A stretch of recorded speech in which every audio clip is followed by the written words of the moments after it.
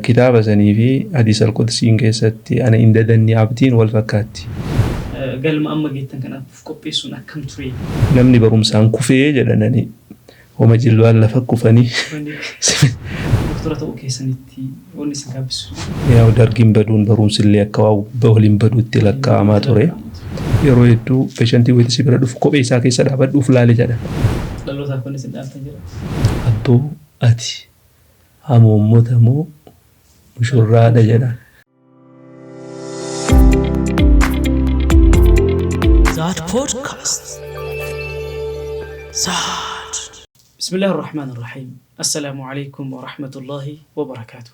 كبجمتوت دعوتو تقوتو الدنيا رترجمتن كان كرايتو بزاد بودكاست نوردفتن في أكسوم مو كراتي في عملتين نوردفتن هرس سجنتا كيسوم ما كينياتين ولتدي بنجر وندي كيسنديو إدوس نجتين تناجين ربي في اسمبر هاقوبتو نص بقى رفنيس بقى يعتني هرس كيسوم جواتو كستوديو كينا كوان دي هالنجر وندي كيسنديو قد عمر سجنتا كيناتين ولين ترى تلقى براتي قرو قرا سجنتا كيناتو سمسينين ورجع يوتيوب زادي دفتن namni mana keenan ta'in mana keena ta'a subscribe godha akkasuma immoo sagantaa kana namoota hedduu bira ka'ee odeeffannoon barnoonni seenaan garagaraa isaan dhaqqabuuf like gochuudhaan jalqaba gara keessummaa kiyyaatti isin dabarsa.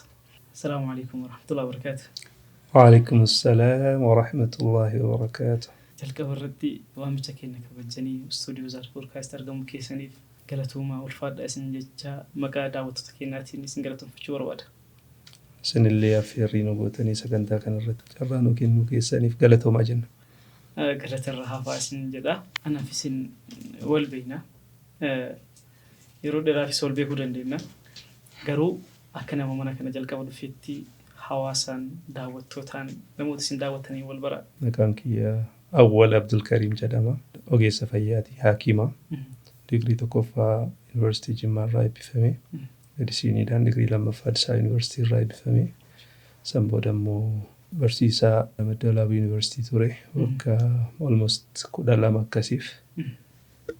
Amma immoo dhaabbata dhuunfaa Biirtuu Fayyaa Barakaa jedhamu keessatti hooggansaa fi ogummaan illee tajaajilaatiin jira. Maashaallah. Fiidbaa keessan baay'ee nu kennitanii jirtanii. San keessatti garuu iddoo dhalootaa bakka jireenyaa namni hin gaafata. Iddoon dhalootaa asuma Baalee magaalaa Roobee irraa kiiloomeetira 15 magaalaa Alii elementarii fi guddinni barnoonni elementarii fi guddinni magaalaa Maaliitii almost aga 1981 irraa kutaa 1 irraa aga kutaa 6tti jechuma ture. Aliima ture. Ministirii eega fudhadhee booda san booda juuniyarii waggaa 3f kutaa 7-8-9 kara dallootti carraa deemu argadhee achitti baradhee. Samboda carraan gara nana deebiseetiin high schoolii Roobeetti kutaa 10 irraa aga 12 as Roobeematti fixe. Haasaa keessan keessatti kan dhagahe barsiisaa Maddoolaab yuunivarsiitiittanii bara kam hundeeffame yuunivarsiitiin Maddoolaab isin immoo achi keessaa gahee qabaachuun keessaa waan guddaadha. Anis ammoo dhagahaa jira kanamee walumaan dhageenyu daawwattotaa waliin. Yuunivarsiitiin Maddoolaab bara 1999 hundeeffame. Akka tasaa akkuma yuunivarsiitiin hundeeffameetiin qacarriin humna namaa jalqabameen anis eebbifameetiin dhufee as jiru carraa yuunivarsiitii kana keessattuu faakaalitii yookiin kolleejii fayyaa jooyin gochuu argadhe carrama san fayyadameetiin warroota wayitasan faakaaltiin fayyaa yookiin kolleejiin fayyaa akka lafa qabatu akka hojii jalqabu akka barsiisuu jalqabu ga'ee gumaacha keessaa tokko gaafa akka tasaa ta'e gaafuma University dhakaan bu'uuraa kaa'amullee asfaaltiin kun dhakaan bu'uuraa kaa'amullee Universitiin amma jaami'aan kunillee dhakaan bu'uuraa kaa'amullee asuma jira. San booda waggaa 2 diinii ta'ee tajaajilee. Sadarkaa digirii tokkoffaatti baratan hedduun isaanii meedisinillee jooyin godhanii maastersillee PhD illee baratanii warri amma biyya haala adda addaatiin tajaajilaa jiran hedduutu jiranii. Yaa san booda anis waggaa 2 booda karaa mana barumsaatti deebi'e. San boodas deebi'ee waggaa almost 9 yookiin 10 eega barsiisaa ture booda waggaa 2-3 dura gadhiisee karaa wanni dhuunfaa kiyyaatti deebi'ee. Yeroo dheeraadhaaf carraa argametti waan sanis gahee keessa baatanii tajaajila hawaasaa tajaajila barataa achi keessatti kennuu keessatti yeroo dheeraa turtanii jechuudha. Maashaallah kuni waan guddaadha.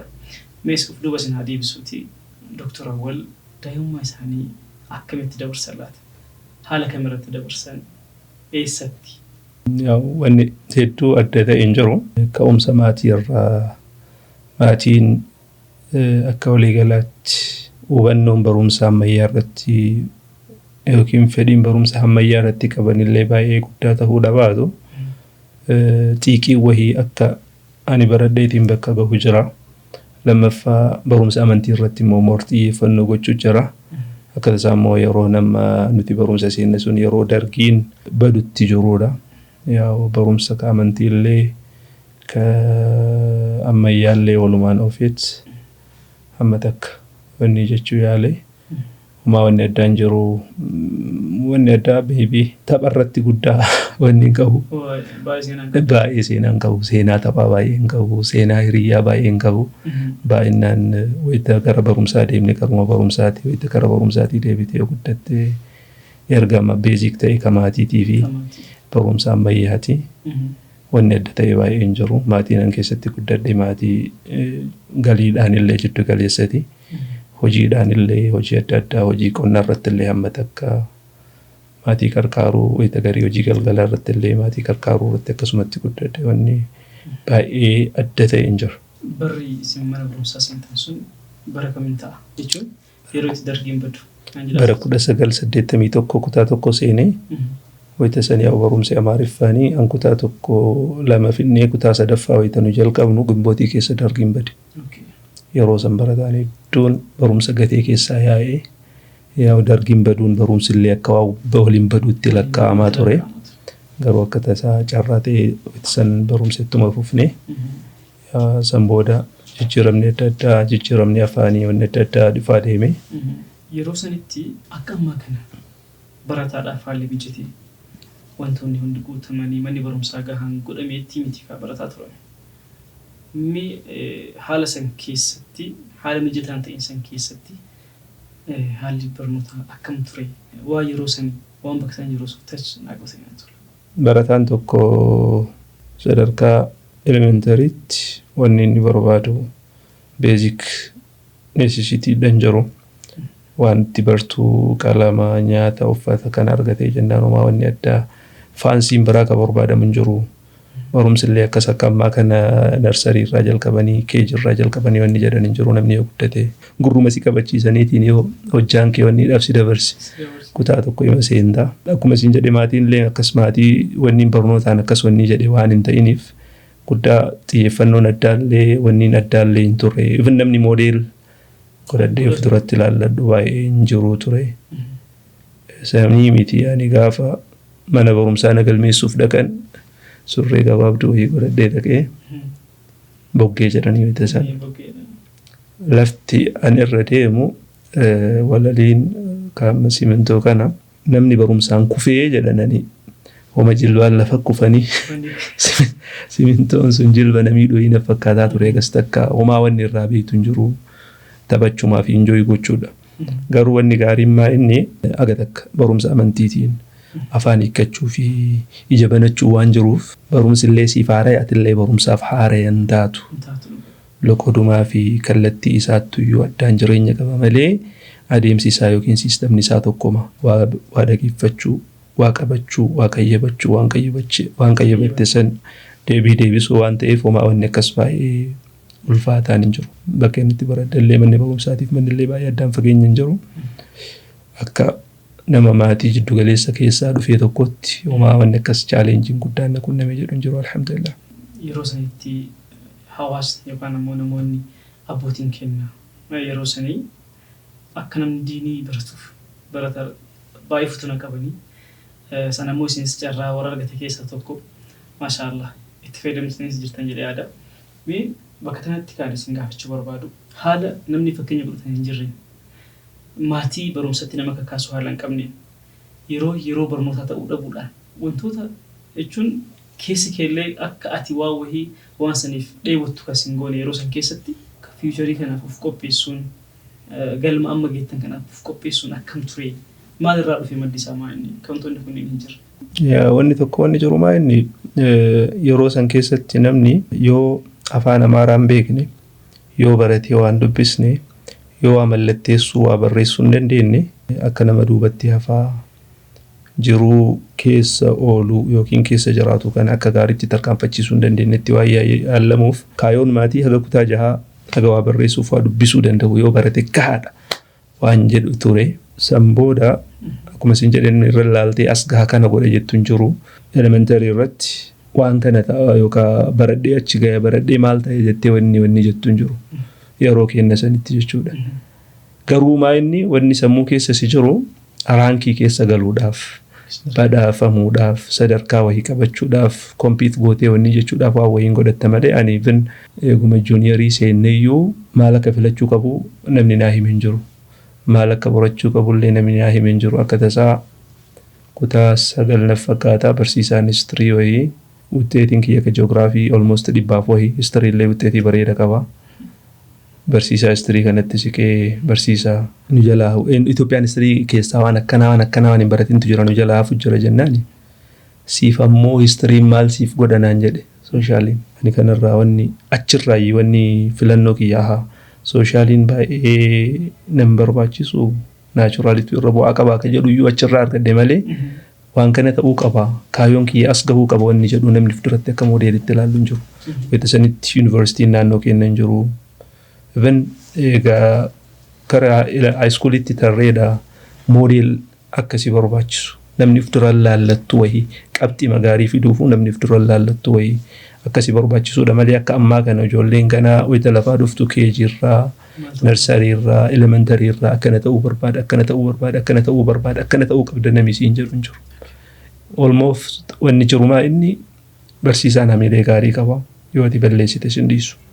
Maatiin hamma takka hamilee hin qaba karaa badaa irratti sin dhiisu. Maatii miti ollaa fi hawaasni haga danda'ameen wal eega wal tiisaa haala gaarii irratti wal qajeelchaa suni akka namni tokko karaa wahii qabateetiin bakka wahii gahuuf gahee guddaa qaba jedhee yaada. Garuu wayita keen ani even roobetti wayita asitti waraddu namni waan kana ta'uu qabda waan kana ta'uu qaba jedhee wanni yaadee beeku hin jiru.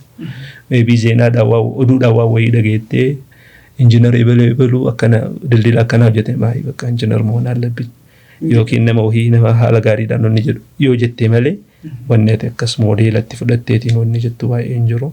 Adeemsumatu irra isin fideeti wantoota arguu qabdanii fi dhaga'uu qabdan dhagahaati argaa filannoo keessanii gaachira gootanii jechuudha. Haala ammarra dhaabattanii doktora ta'uu keessanitti wanni isin gaabbisu hin jiru. Filannoo sirriitti yaaddan. Filannoo sirriitti yaaddan. Rabbiin wayita nama ilma namaa addunyaa kanarratti fidu sababa wayitti fida. Qaawwa wayii akka inni cufuuf hawaasa kanarraa waa wayii akka inni qabatuuf waan saniif uumee jira anillee argadhee jira bakka silaa rabbiif na uumeef san cufuudhaaf yaalaa jireettanii yaaddanii. Namni tokko waa wayii hin yaada. Waa yaade san rabbitu bakka isaan gahaa jettee qadaa fi qadarratti yoo amante lammaffaa waan yaade san osoo hin tahin waan rabbi tura naa kaahee fi karaa naa qabsiisitu naa ta'a jettee yoo fudhatte wanni ati baay'ee oma feete keessattuu gaabbituuf hin jiru. Namni waan rabbi isa uumeef laaffifama jedhama. Kallatti masanitti harkifata. Kallatti masanitti tattaafatee wanni jedha hamma takkanaa yeroo hedduu namoonni meedisiin waliin jooyin goone haala adda addaatiin wayita mana barnootaallee gabaanillee haalli adda addaa wanni si gaddisiisu wanni sitti hin tolle jira. Waan saniif garuu itti gaafatamummaa akka fudhatu qabu mataa keetii malee biyya kee naannoo kee yookiin hawaasa keetii miti. Ati akka mataa keetiitti waan gochuu qabdu yoo goote ofirratti qabsooftee disciiplined taatee xiyyeeffattee abdeet of godhaa deemtee yoo jette fiildii makam keessattuu waan qabatte irratti effektiif wanni ati hin taaneef hin jiru. Garuu wantoota ta'aniif yeroo hundaa taatee jiruu keessa si mudatuuf quba yoo nama biraatti achi qabde wanni sun jiruu teellee siin jijjiiru nama sanillee jiruu isaan jijjiiru.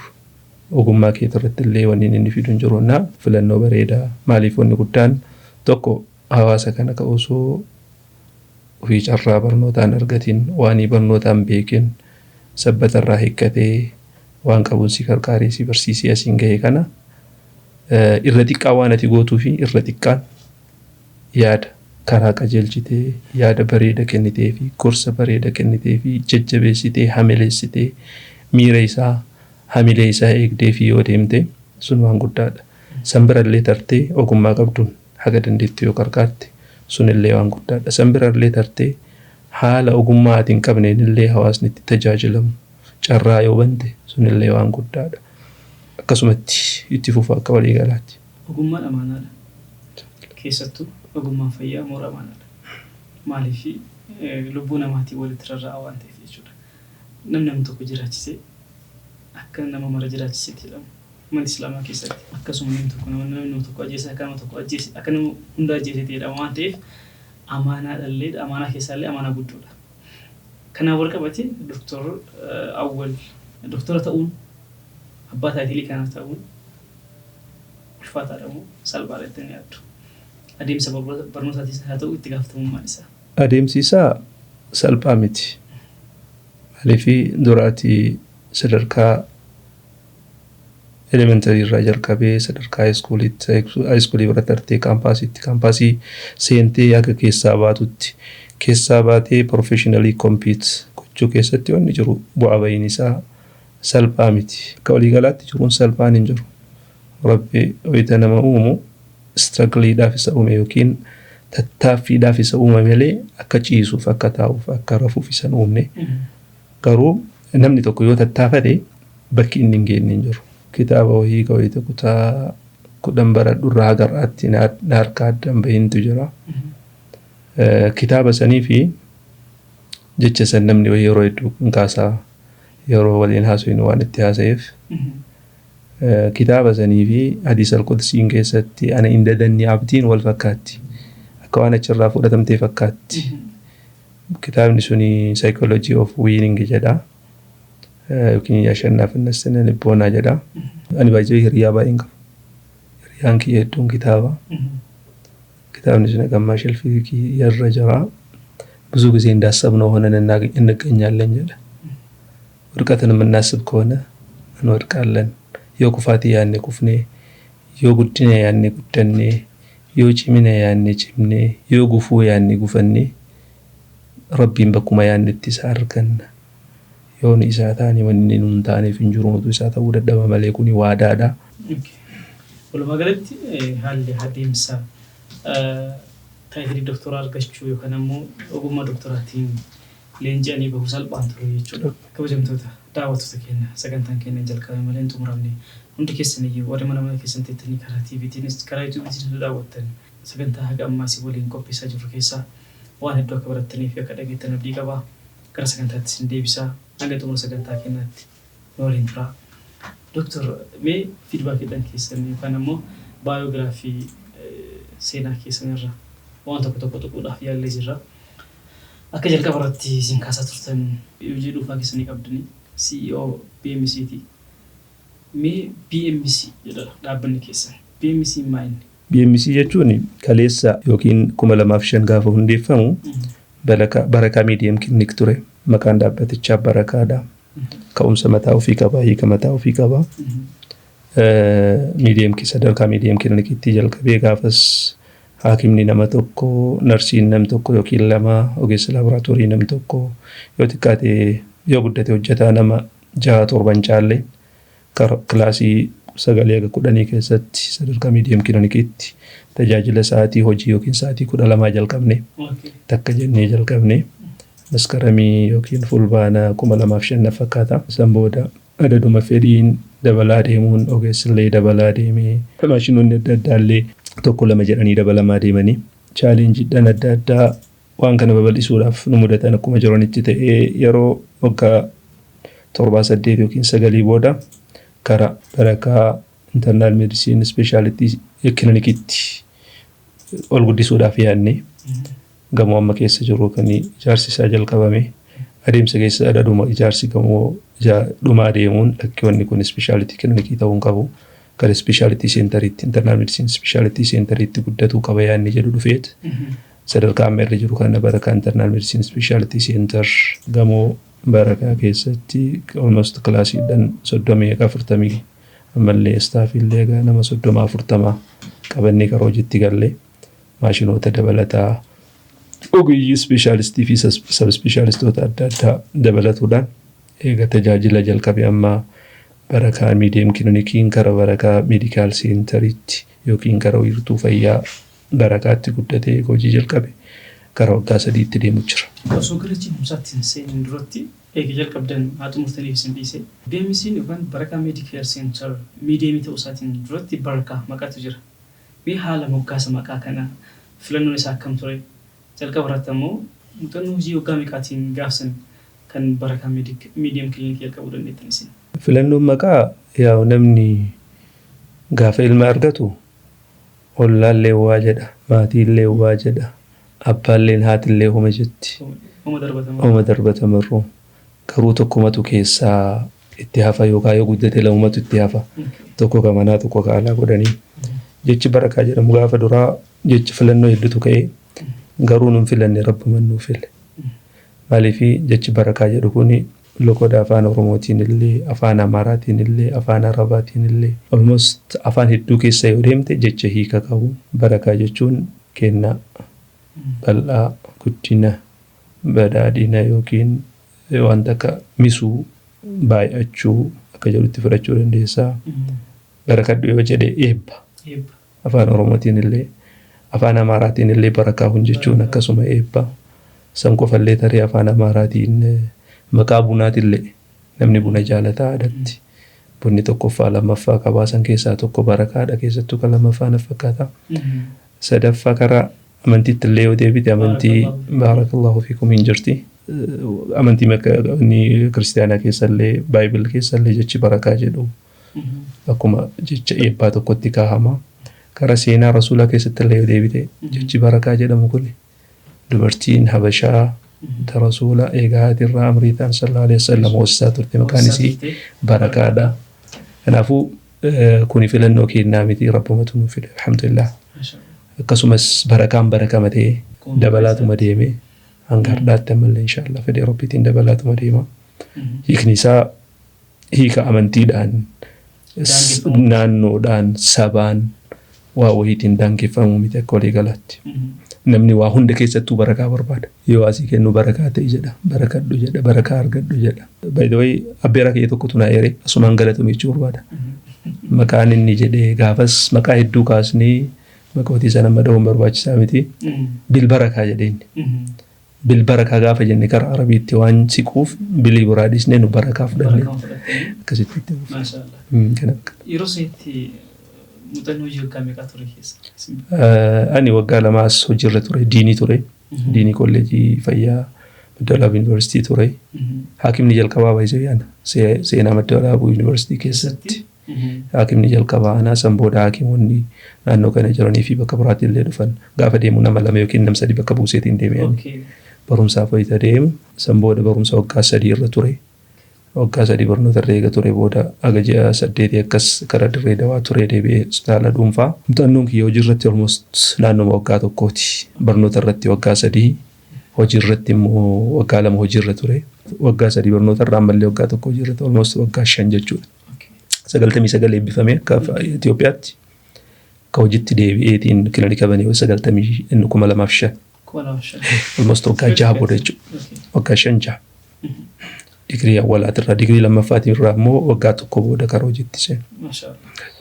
Walumaa galatti muuxannoo yeroo dheeraatii fi akkasuma immoo deemsa biyya kana keessa deddeemuudhaan carraa namoota hedduu eega wal agartanii booda carraa kilinika banuutti kan dhuftan jechuudha. Carraa kilinika banuutti kan dhuftanii haalli BMC yookaan immoo Barakaa Medical Center gara wiirtuu fayyaa Barakaatti yookaan immoo Internal Medicine Specialty Center gara sitti jijjiiru akkam ture haala adeemsa isaa? Tokkoffaa Miidiyeem Kiliinikiin namni narsii ta'eetiin BSc qabu tokkollee hayyama baafachuu danda'a. Ijoolleen hayyama baafatee dalaguu danda'a. Hayyama speeshaalistii sin gaafatu. Garuu sadarkaa inni jiru kanarratti sarviisiin kennamaa ture. Sarviisii sadarkaa speeshaalistiitii fi speeshaalistiidhaan kennamaa ture. Karaa Internal Medicine Specialty Center itti ol guddisnu tokko hayyama speeshaalistii gaafata. Speeshaalistii dhaabbataa achi taa'eetiin waan kana hogganu, waan kana tajaajilu specialty center kanarratti tajaajila sadarkaa specialistiitiin kennu gaafata. Lammaffaa standardiin manaa akkasumatti ka Miidiyeem Kiliinikii irraa ol ka'a. Sadaffaa sa'aatiin tajaajilaa sa'aatii hojii ka ture sa'aatii 24 ta'a 24/7 ta'a. Sadaffaa yookiin afuraffaa yaala ciibsaniitiin hordofuutii fi yaalullee dabalata. emergency service dabalata tajaajila mana qorichaa dabalata kana hundaaf keessatti hammata. Kanaafuu skoopiin isaa akkuma hayyamni sadarkaan standardiin isaa ol ka'aa deemuun dabalaa deema. By the way specialty centeriin tertiary level no jedhama sadarkaa biiroo fayyaatti tertiary center no primary hospital injira san booda akkasumatti deema specialty centeriin tertiary level no jedhama. Ol kaadha fakkeenyaaf primary hospital tokko yoo jalqabuu barbaadde hayyamni GP'nga general practitioner tokko hayyama isaatiin specialty primary hospital rangochuu dandeetta. Specialty centerii gaafa jalqabdu immoo requirementiin isaati ol kaadha. Yoo xiqqaate specialistii lama ol gaafata, radiologistii of danda'e gaafata, waa hedduu gaafata. Yaa eega hojiitti galee amma tajaajilli jiru akkuma wanniin isaa dabalaa deemuun tajaajilli illee dabalaa deemee hakimoota specialistoota adda addaa dabalatee tajaajila isaatii 24 dabalatee tajaajila emergency dabalatee tajaajila mana qorichaatii fi ciibsanii yaaluu dabalatee akkasumatti itti fufee jira. Okay. Wiirtuu fayyaa barakaa uummata magaalaa kana tajaajiluudhaaf kiliinikoota jalqaba dhufan keessaas tokko san qofaa miti. Gama mataa isaatti bahee kiliinika isaas gara medical centeriitti wiirtuu fayyaatti ol guddisee hojii isaa itti fufuu keessatti nama jalqabaati yookaan immoo dhaabbata jalqabaati. Akka gamoo ofiitiin hojii hagas gahuu qabatanii gadi bahuun hawaasa kanaaf tajaajila itti fufaa ta'e kennuun miira akkamii namaa kenna hawaasa biratti? Wanni jirumaa inni amma mudannoowwan wayita sadarkaa medium clinic irra turre irraa yookaan wanni tajaajila takka dirqeetiin gara wanni itti fidu maarkeetiitti yookiin guddinaatti fidu tokkoffaan dimaandii jirudha. Wayita medium clinic jirtu dirqama guyyaa waan dalaydee galgala mana kee cufattee ofirraa galuudhaaf dirqamta. Waa lamaaf tokko skoopiin hayyama keetii sa'aatii 24 akka hojjettu siin hayyamu. Lammaffaa sadarkaan mana keetii sadarkaan hojjetaa keetii wanni hedduun si hayyamuu dhiisuu danda'a. Dhibeen ammoo sa'aatiin qabu. Namni wayita si hajametti si argachuudhaaf balbala si dhaabata. Ati garuu sa'aatii sanitti nama yoo qarqaaruu hin dandahin usuu inni siif dheebotu ofirraa dhiibdee gara biraa erguudhaaf dirqamta. Yeroo hedduu waytanuu mana cufnee ofirraa baanu namni hedduu makiinaan dhufee balbala dhaabatee yookaan mastagashaa kennitee fi gara hospitaalaa deemaa jettaan. Kuni karamsi dhiibaa wanni kuni guddachuu qaba. Namni sa'aatii dhufetti sa'aatii cinqametti dhufee yaala argachuu qaba. Galgala sa'a tokkotti dhufee halkan sa'a 7tti dhufee ganama sa'a 11tti dhufee manni banaa tahee yaala argachuu qaba ka jedhu tajaajila sa'aatii 24 jalqabuu qabaan kaayyoo jalqabaati. Lammaffaa wayita nama tokko taateetiin medium clinic tokko keessatti dalagdu namni ati haakima ta'uu si beeka malee ka ilmu ofii qabatee dhufullee ka jaartii ofii qabatee dhufullee ka madaahee dhufuu fi ka garaan dhukkubee dhufullee speeshaalitii keessattuu beeka malee isaaf dubbii miti speeshaalitiin kee isaaf dubbii fi fedhiin yaalamuu fi qarqaaramuudha. Ati immoo wayita speeshaalaayiz gootu bakka wayii irratti xiyyeeffannoo fi muuxannoo kee cimsaa bakka wayii immoo bakka ittiin xiyyeeffatiin san atuu laaffisuu dhabaattu si jalaa by default laafaa deemuun isaa hin hafu. Eegammoo namni si amanee waan qulqulluu barbaadee si dhufe waan ofii beektu irratti cimsitee qarqaaruu waan ofii hin beeknellee akka namni biraa isa qarqaaru carraa uumuutuyyuu dimaandii lamuuti. Sa'aatii 24 jenne tun dimaandii lamuuti. Speeshaalitii adda addaatiin ati ignorance is blessing jedhan. Namni yoo waan beekin yoo waan yaadin baay'een dhiphatu umatti fakkaate godheet umatti fakkaate nyaate umatti fakkaate haasa'ee akkuma fedhe ta'ee jiraachuu danda'a. Adada waa beekaa deemtuun ammoo itti gaafatamummaan si dhagahama. Miirri wayita namni si bira dhufu yeroo hedduu peeshantii wayita si bira dhufu kophee isaa keessa dhaabadhuuf laale jedhan. An haala ilmi kiyyeetti yaalamuun barbaannetti ilmi biraa haa yaalamuu fedhuun qabu yoo namummaa dhugaa qabaadhe.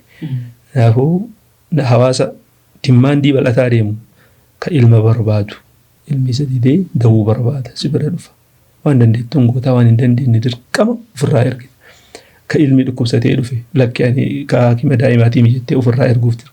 Ka opereeshinii barbaadu ka dahuu barbaadu ofirraa dhiibaa deemta. Dhiibbaan sun immoo tajaajila kee maal godha? Incomplete godha. Incomplete qofa osoo hin ta'in incompetent illee si godha siistama jiru keessatti. Waan sana amma dhibballee ta'uu dhabaatu medium clinic irraa gara specialty center itti guddachuun scope kee guddifachuun specialist yookiin ogeeyyii wajjin hojjetan dabalachuun nama tajaajiltu san scope isaa bal'ifataatiin deemta. Still ammumallee gahaa miti. Wanta hir'atutu jira. Wanta barbaadu jira. Akkuma reef jenne fedhiin namaa uumamaan non-stoppable dhaabban qabu.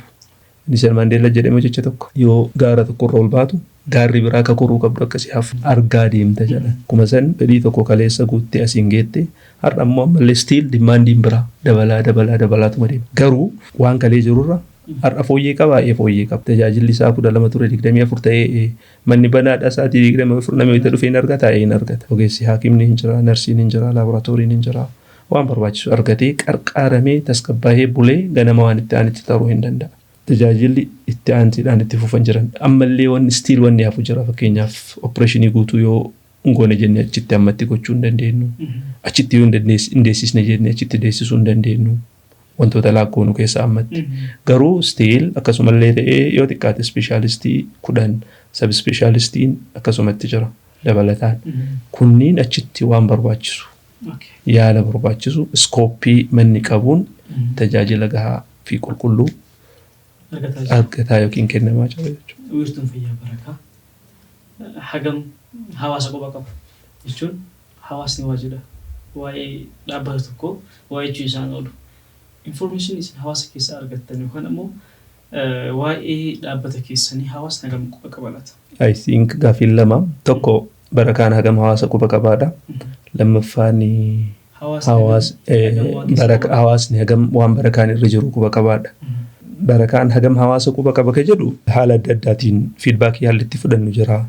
Fakkeenyaaf nam tokko yoo mana dhaabbata san seeneetiin rakkoo wayii mudate kallattiidhaan nama itti bilbileetiin yaada kennuu fi komii isaa dhiheessuu rakkoo isa mudateef furmaatatti argachuu danda'u bilbilli banaadhaa. Ka maaneejaraa jira, ka humna namaa jira, ka CEO jira, dawwaleetiin yaada kennuu hin danda'a. Nama ciisee fi nama dhufurraallee yaada haalli itti fudhannu yookiin sassaabbannu jira. Persistantii fi konsistantillee ta'uu dhabaatu jira. Sanirraa yaada sanirraa fudhachuudhaan even sooshaal miidiyaa irraallee komantiin takka baay'eellee aktiif ta'uu dhabaatu komantiin tokko kennamu jira. Achirraallee yaadni tokko wanni fudhannu jira. Kanaafuu dhibbattillee quba qabna jechuudha baannu. Haga takka hawaasni maal yaada maal nuun jedha maal nurraa eega ka jedhu qubuma qabna jennee yaadna. Hawaasni hagam quba isin qabaa xiqqoo isii gaappiin jira. Gaappiin jiru maa inni namni waa lama bichaa hubata sirriitti yookaan kilinika yookaan hospitaala. Iddoo kanatti maaltu jira ka jedhu baay'ee hubannoon even sadarkaa waajjirootaatti hin jiru. Nuti amma warra kireediit agriimentiin wajjin waggaa 5 miti 10 ol nu wajjin turantu jira. Warroonni achi as nu wajjin tajaajilaman irra jira. Warroonni kun stiil wayita xalayaa ergan wayita ispoonsar adda addaa gaafatan wayita waan adda addaatiif dhufan kilinika barakaatuma jedhu. Kilinikni barakaa egaa hayyamni deebi'ee kara ispeeshaalitii seentariitti guddateetiin ogeeyyii dabalatee tajaajila isa fooyyesseetiin tajaajila isaatii 24 jalqabe waggaa 3 xumuruuf ta'e. Akka baaleetti dhaabbata jalqabaati. Isaatii 24 tajaajila jalqabuudhaan garuu xiqqoo isii hanqinni nu bira jiru kara sooshaal miidiyaatiin illee kara dijitaalii fi nan dijitaal miidiyaatiin illee wanni akkas baay'ee itti deemamee leellifamee beeksisameetiin odeeffannoo kana nama biraan ga'uuf godhame hedduu hin jiru. San irratti hanqinni hin jira. Yaa maybe san keessaa kun carraa tokko ta'uu danda'a jedhee yaada. Dhaamsa waan jiru hawaasa dabarsuudhaaf. Kanaafuu deebiin yoo goolabamu nullee haga takka hawaasa quba hin qabna. Hawaasni quba hagam nu qabaatan xiqqoo isii shakkii irraa qabna hanqinni hin jira. Waan san fooyyessuuf deemne. Ammatti barakaan meedikaal seentar irra jira. Wiirtuu fayyaa irra jira. Jalqaba akka reef jalqabaatti jechuudhaaf yaalee kilinika keessaa kilinikoota keessaa warroota jalqaba magaalaa kana irratti dhaabbatan keessaa ceehumsa illee yoo ta'e dhaabbata jalqaba cehee hawaasa kanatti agarsiisedha. Dursaadha waa hedduu. Hagammaatti garuu isteeppii gara hospitaalaatti waan jedhu wanni cehamee hin jiru. Carraa kana namoonni isin jechuu barbaadu akka magaalaa kanaatti ammatti hospitaalonni dhufan jiran. Hospitaalonni dhuunfaa ka dhufan jiranii kan mootummaa cinaatti jechuudha. Bakka kanatti durfamuun keessan maalii fi akkamitti kennachuu dandeetta waan jedhu wal qabatee waan isin naakaasta yoo jiraate. Akkuma dura siin jedhe miidiyeem kiliinikii irraa gara ispeeshaalitii seentariitti dhufuudhaaf chaalenjiin jiru jira. Akka waliigalaatti naannoo Oromiyaa kana deeggarsi kallattiidhaan sii godhamee akkaati dafteetiin isteeppii tokkorraa isteeppii tokkotti tarkaanfattu si cinaa dhaabbatamu xiqqoo si hanqinni jira. Fakkeenyaaf magaalaa Roobeetti hagaardhaa lafti jireenya mootummaan naa kennee irratti mana ijaaradhee qabu hin jiru. Lafi takka. Ibn lafa investimentii illee waan adeemsa irra jiru malee wanni agar anu harka ga'e hin jiru. Ati waa wahii lafa irratti investi gootee, ijaarsa irratti investi gootee, equipmentii irratti investi gootee, ogeessa irratti investi gootee bakka yoonni jechuudhaaf maayilstoonii wayii si gaafata, adeemsa wayii si gaafata. Lafni amma achi jiru suni lafa kaaree baay'ee xiqqaa rabbummaan barakaa keessa kaa'ee diinagas waa akkomodeet godhee hagana tattaafatee as gahee malee lafa istaandaardii isaa guuttateetiin wanni jedhee miti. Alhamdulillah agana deemeera. Maaltu itti aana ka jedhu isteeppiidhaan jammaraman jiru. Deeggarsi gara mootummaan illee haga tokko giriin laayitii wayii jira garuu wanni harka nu gaheetiin irratti tarkaanfachuudhaaf carraa arganne hin jiru. San jedhameetiin hin taa'amne stiil wanni on the pipeline jiru jira. Fedhii rabbiitiin yeroo gabaabaa keessatti Barakaa Medical Center sarviisii isaa dimaandii yookiin fedhii hawaasni qabu kana xiqqoosii hamma takka ol guddiseetiin dimaandii kana saasfaayi gochuudhaaf yookiin fedhii kana guutuudhaaf wanni godhamuudhaaf jalqabamee jira. Amma takka giriin laayitiin mul'ata jennee yaadna fedhii rabbiitiin. Dhimmi dursamuu jedhu suni tajaajilli hawaasaa akka waliigalaatti bal'aadha. Naannoon kun iskooppiin isaa baay'ee bal'aadha. Asii naga naannoo Arsii Waabee Gamaatti haga Soomalee asii naga Bidiree Madda Walaabuutti. Wanni kun waan nam tokko yookiin nam lama nam sadi wanni jedhee bakka hin gahu miti. Stiil hospitaalummaan dabalame kuniyyuu hagam waan kana gahuudhaaf dimaandii kana gahu wanni jechuudhaaf gahaadha ka jedhu yoo ilaaltu stiil gahaa miti. Maaliifi osoo wanni as jiru gahaa taate namni asirraa rifarii fudhatee karaa hawaasaa, karaa Addis Ababaa, karaa biyyoota adda addaa hin deemu. Deemsi kun deemsa lama. Deemsa fedhiidhaan deemantu jira, deemsa dirqiin nama oofu jira. Deemsi fedhiitu oofa. Filannaaf deemta. Akkuma ati yoo nyaata asiisitti hin tolin yookaan bakka takka asitti hin tolin bakka deemte, bakka wayii deemtee filattu. Deemsi dirqii immoo irra hedduun deemsi hawaasa kennaa deemsa dirqiin oofu. Namni yoo waan bareeda manatti argate wanni imala fi baasii dabalatuuf hin jiru. Hospitaalonni dabalamuun waan bareedaadha. Sadarkaa miidiyeem kiliinikii irraa gara sadarkaa ispeeshaalitii seentariitti wayita guddatu akkuma maqaan isaa wanni jedhu tajaajilli isaa sadarkaa ispeeshaalitii fi sab ispeeshaalistiitti. San keessaa fakkeenyaaf ogeessi raajii ispeeshaalistii of danda'ee murmaraan biraa ka yookiin qorannoon biraa ka yaalaaf nama barbaachisu keessaa tokko paatoolojii murmaraa jedhama. Paatoolojistiin ispeeshaalistii of danda'eetu waan kana hojjeta. Yaalli biraa dabalataa fakkeenyaaf yaalli akka qorannaa fi yaala saayikaatirii yookiin dhibee sammuu, dhibee ijaa, dermaatoolojistii fakkeenyaaf dermaatoolojistiin yookiin dhibeen gogaa yaalli dhibee gogaa eegaa akka baaleetti namni jalqabee nuyi almost 2006 haga har'aa qodaa ispeeshaalist nyaaqa himataan. Wayitallee qaamaan hin dhufne onlaayinii namni tokko dhufee yeroo gabaabaa keessatti dhibee isaatiif furmaata argatee beellama fudhatee beellamaan dhufee ilaalamee haalatti deemutu jira. Almost waggaa 12 olii wanni kun. Inu biratti. Sanis hawaasni baay'ee qaban qabu. Kabraa yaala fiiziyooteraapiiti. Fiiziyooteraappii jechuun namoonni istirookiidhaan dhukkubbii duudaa waan adda addaatiin dhibee narviitiin hubaman miidhaman yookiin gadadoo keessa jiran hedduun tokko harkaan lama maashinoota elektirikaalii fi meekaanikaal ta'aniin haalli itti tajaajilaman jira. Sunis almost eega jalqabee waggaa 2 oliif deema. Amma maybe steppiitti aanutti itti tarkaanfannu haala orgaanaayizdi ta'een mooderni ta'een ka itti fufutaa kabraa dhibee yaala endoskopiiti ispeeshaalistii sab-ispeeshaalist gastroenterolojii akka baaletti endoskopiin jalqabaa akka dhuunfaatti jechuudha nu bira. Ispeeshaalistii waggoota 10 fi sanii ol muuxannoo qabutu iyyuu nu wajjin waan kana hojjetaa ture. Pirosiijarii namni asii karaa hawaasaa dodolaa Addis Ababaa deemeetiin dhiigitii garaachaatii wal qabatee rakkoo liqimsaatii wal qabatee waan adda addaatii wal qabatee jedhurratti almost eega tajaajilli jalqabee waggaa tokko oli. namoonni 100 yookiin 1000 ta'an laallamanii furmaata bareedaa irraa argatanii qaqqaarumaa jiran. Kabiraa yaala kaansariiti. Hawaasni keenya hubannoon isaa kaansariin akka hin yaalamnetti garuu akka waliigalaatti namni dhibeen hin du'u. Ajala du'a. Haga jiru garuu waan itti argame saniif qarqaasa badada yoo argate aga Rabbi umrii kaahee waliin jiraata. Ka Rabbi irraa fayyisee irraa illee fayyuu danda'a. Garuu akka nama sammuu qabu waan gochuu qabu filatee gochuun filannoo abbichaati. Yaalli kaansarii eega jalqaban biratti waggaa 3 deema. Dhibee daa'immanii ogeessa daa'imaatiin yaalli dhibee daa'immanii jira.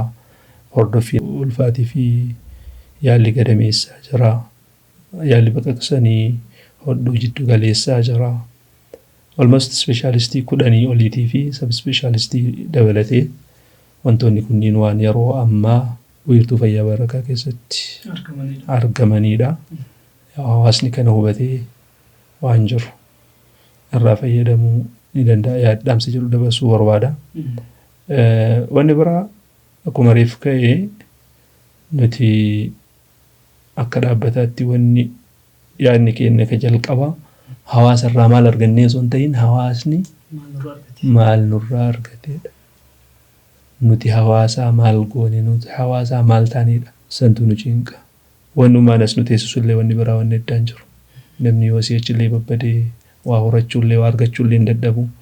Wacce garii waan biyya ofiitti argatu walillee kabajameellee wanni jedheellee jiraachuu danda'a. Garuu hawaasa kana keessaa haga dandeettuu yoo qarqaarti namoomallee rabboomallee keessa jira. Daboriitiif tar'aatiif illee taatee. Walumaa galatti dhimma barakaatiin wal qabatee waa'ee wiirtuu fayyaa barakaatiin abbaan qabeenyaa yookaan ammoo CEO'n isaanii Dr. Awwal Abdulkareem information barbaachisu gahaa kennaa turanii hundi keessan iyyuu dheetanii akka irraa fayyadamtan asumaan nullee dhaamsisanii dhaamnaa. Naannoon inni itti argamu magaalaa Roobee ganda baha biiftuu fuulduratti argama. Naannoma Masjiid Nuur kana jechuudha. Namoota naannoo biraatti dhufaniif illee ifa akka ta'u.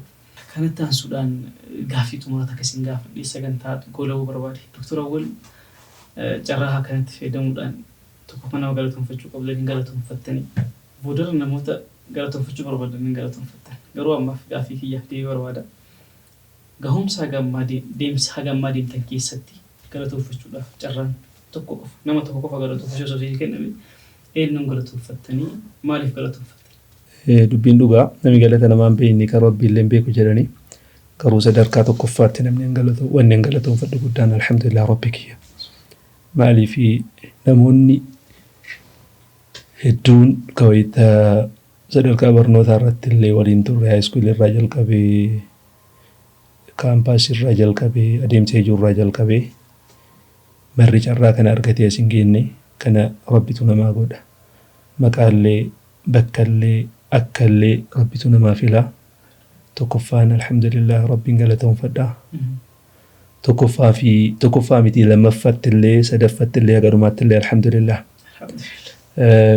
Itti aansuudhaan akkuma jedhame namni galata namaan beekne kan Rabbiillee hin beeku jedhanii namni hin galatoonfachuu barooda baaduu barsiisota kiyya.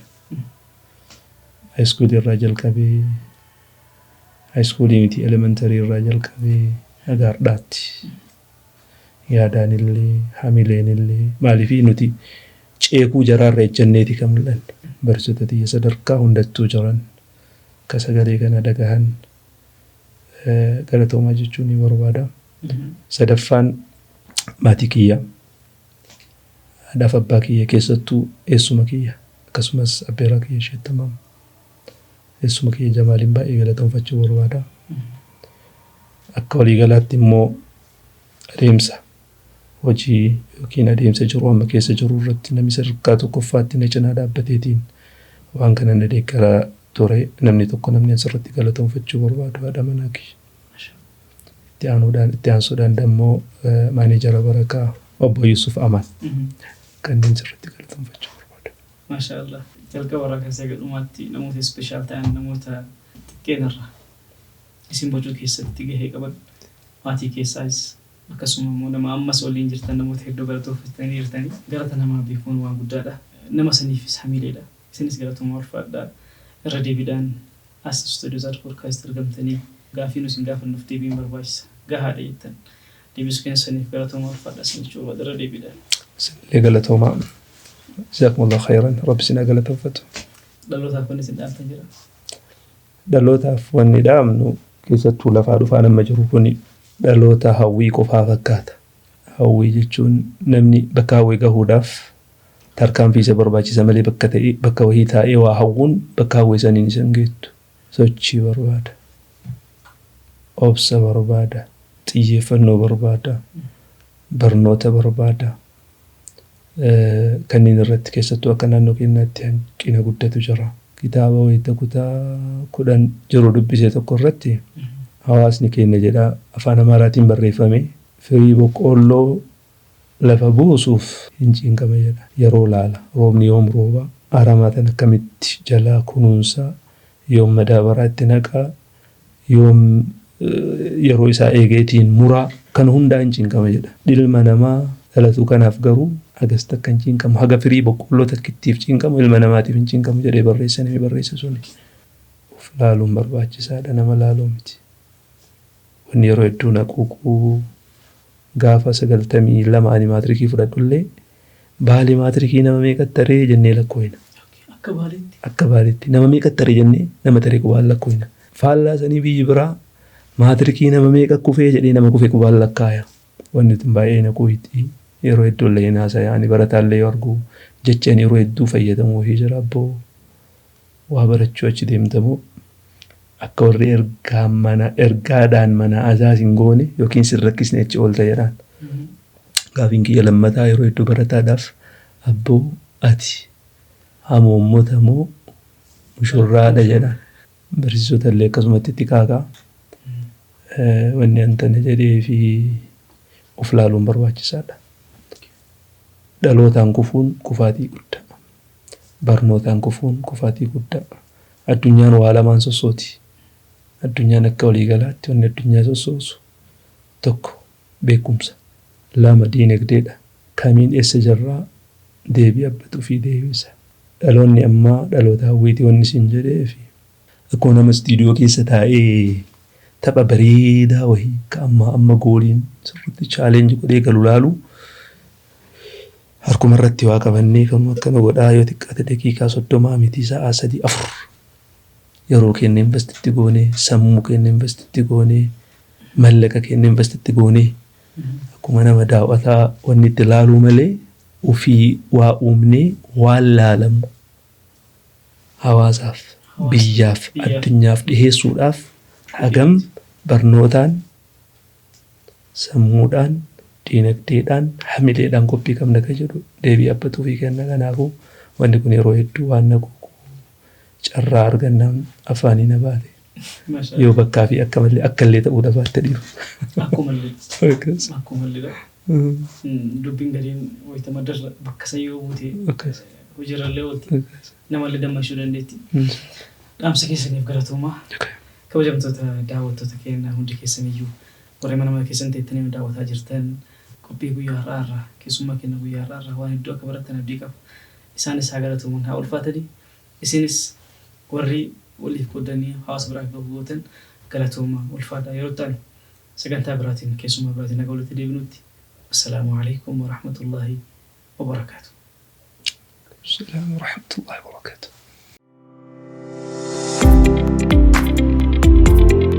That podcast.